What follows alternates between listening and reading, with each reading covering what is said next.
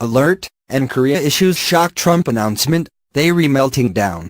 It looks like the sanctions imposed on the North Korean regime are beginning to take their toll. The Daily Caller reported that on Friday, North Korea called for a halt to the brutal sanctions, stating that they were causing genocide. They also complained that the sanctions threatens and impedes the enjoyment by the people of the DPRK of their human rights in all sectors. It was the North Korean mission to the United Nations in Geneva who made these statements. They made their plea while President Donald Trump embarked on an 11-day tour of Asia. Some of the countries he will visit are China, South Korea, and Japan, all of which have a vested interest in halting Pyongyang's nuclear program. The international community has intensified their efforts to pressure North Korea to abandon its nuclear ambitions. The newest sanctions were applied after the Kim regime conducted its sixth nuclear test in September.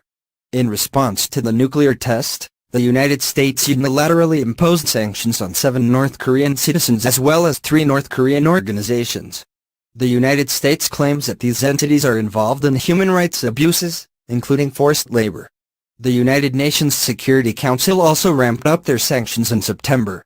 The international organization imposed both import and export bans and froze the assets of various North Korean officials.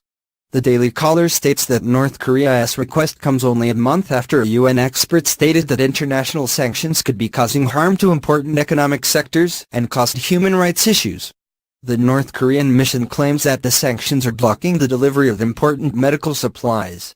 All types of anti-human rights and inhumane sanctions against the DPRK should be terminated immediately and thoroughly, it said. The response of the international community to Pyongyang's sixth nuclear test is unprecedented.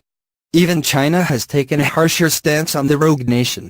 They cut mineral imports, restricted fuel exports, and ordered financial institutions to cease doing business with Pyongyang.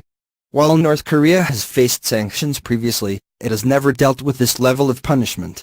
Rhode Island Jong-ho, a former North Korean official who managed the regime's finances stated, "I don't know if North Korea will survive a year under sanctions." He added, "The sanctions that the White House has imposed on North Korea are of a historic level. Never before has the country faced such tough sanctions." North Korea's mission to the UN highlighted the issues their citizens are facing as the result of the sanctions, but there was an important piece missing: the Kim regime's responsibility in this matter. The reality is that Pyongyang has never truly cared about the suffering of its people. Previously, in the face of sanctions, Kim Jong-il, the father of the current dictator, allowed his people to starve rather than cease North Korea's nuclear program. As a matter of fact, the regime routinely uses starvation to keep its citizens under control.